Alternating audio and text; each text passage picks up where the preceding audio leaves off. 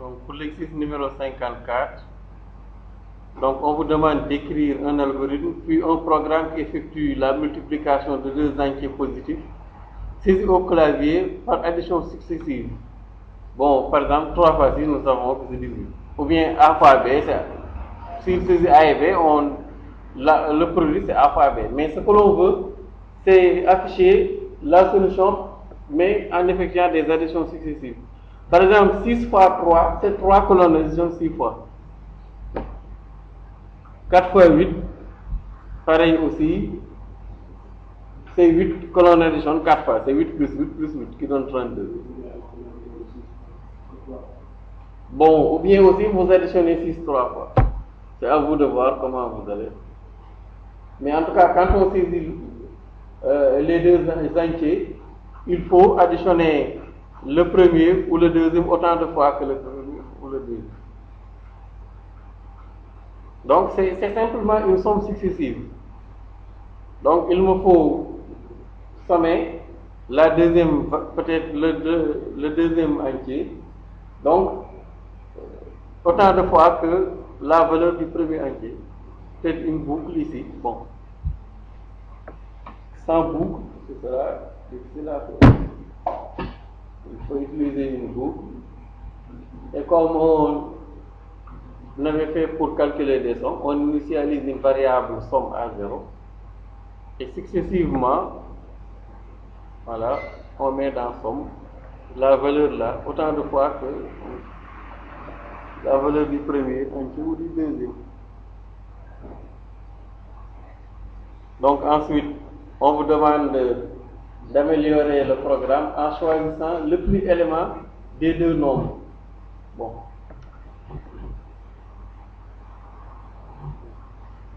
Pour les itérations.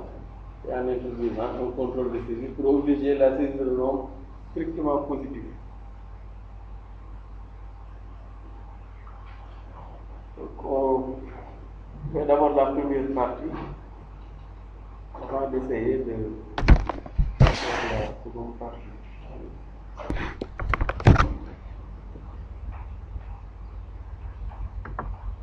Donc comme il l'a annoncé là-bas, bon, je modifie simplement cet algorithme. Donc c'est algo exercice 54. Donc on déclare les deux variables. Donc on a besoin d'un i.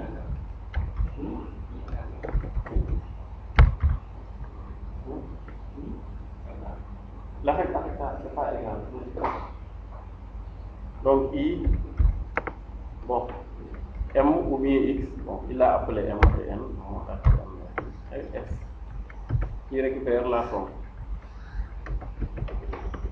Donc vous pouvez saisir le premier entier, qui permet de récupérer la valeur de m, idem pour le second.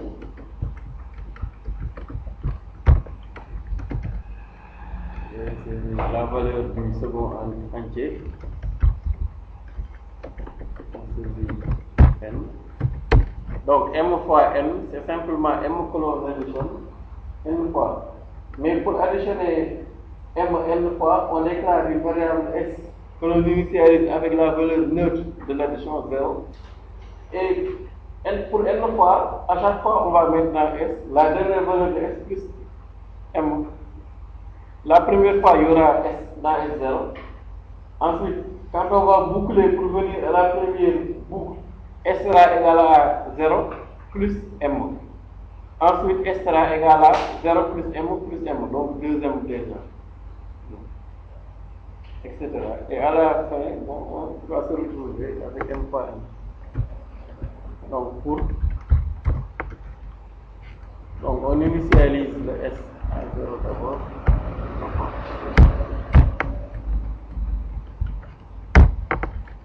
Donc pour i allant de 0 donc à n,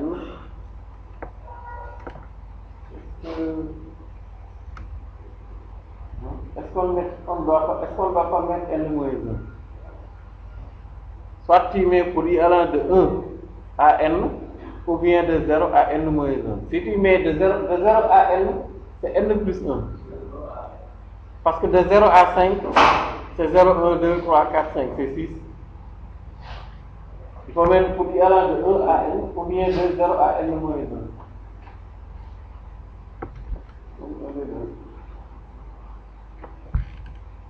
Donc, par exemple, mettre de 1 à n.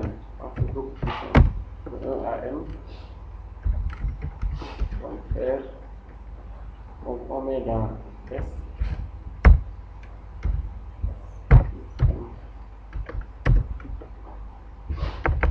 On ferme la boucle.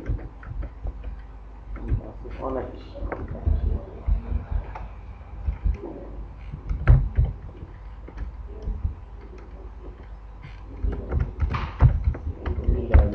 Le produit est de. Bon, puisque c'est le produit aussi, vous pouvez. Là, bon.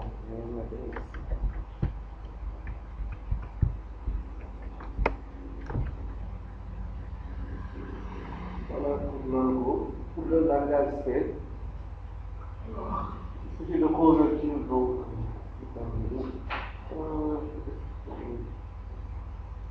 Dans la version en langage C. En langage C. Donc, inclusion des librairies nécessaires d'abord.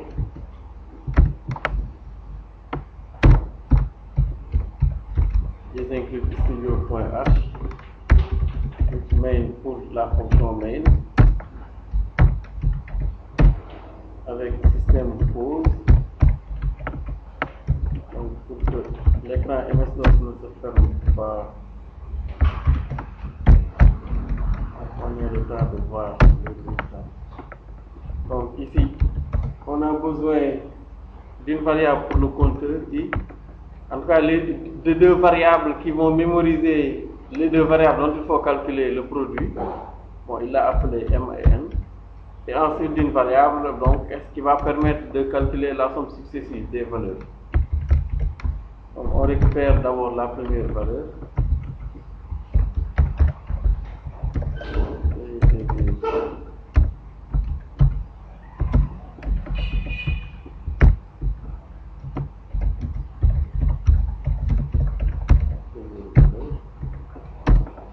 Donc, pour le récupérer, scan F.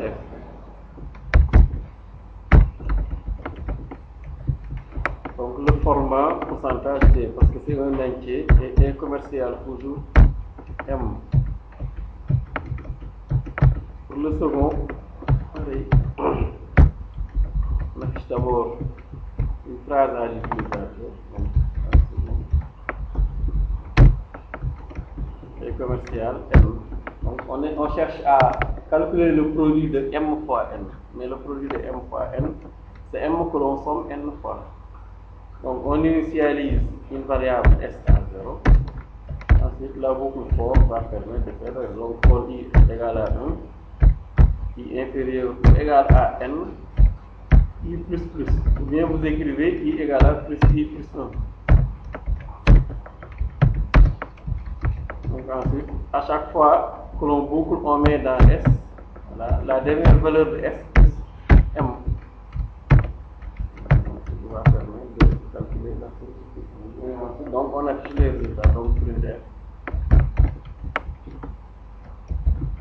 Le produit de pourcentage D et pourcentage D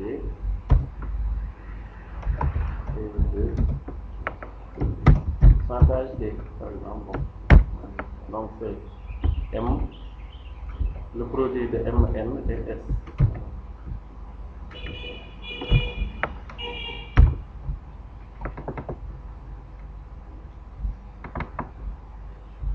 Okay. Donc, les variables, on saisit les deux valeurs dont on doit obtenir le produit par somme successive. On initialise une variable S à 0. Donc la boucle for permet de sommer M n fois.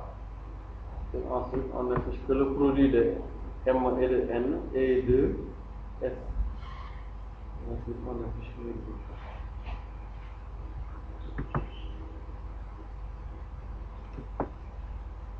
Ok. Donc, ensuite, il faut enregistrer, compiler, exécuter. Donc, au format C, exercice numéro 50 combien? 54. Okay. Donc voilà, quand vous arrivez, il va vous demander de saisir la première valeur.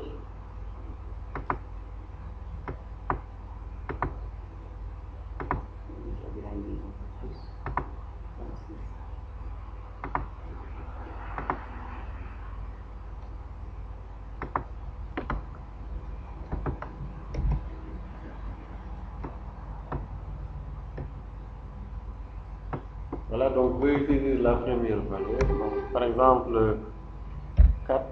La deuxième valeur 8, 4 fois 8, c'est bien 32. Voilà, donc le produit de 4 et de 8 est de 32. C'est parce qu'ici, on a sommé 4 8 fois. Maintenant, dans la deuxième version,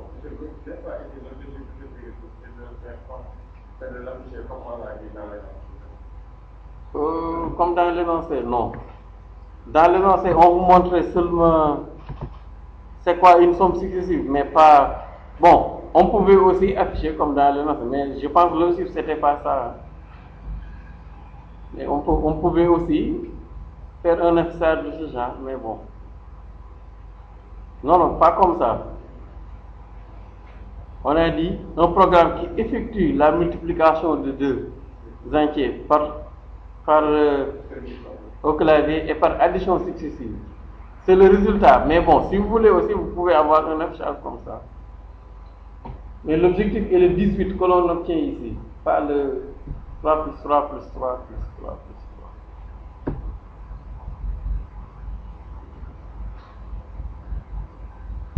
Voilà, ça fonctionne bien.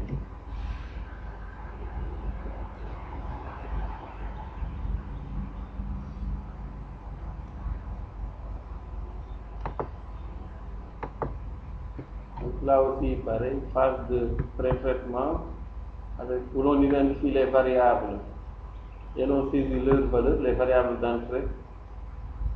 Ensuite, phase de traitement où on effectue le travail qui a été demandé.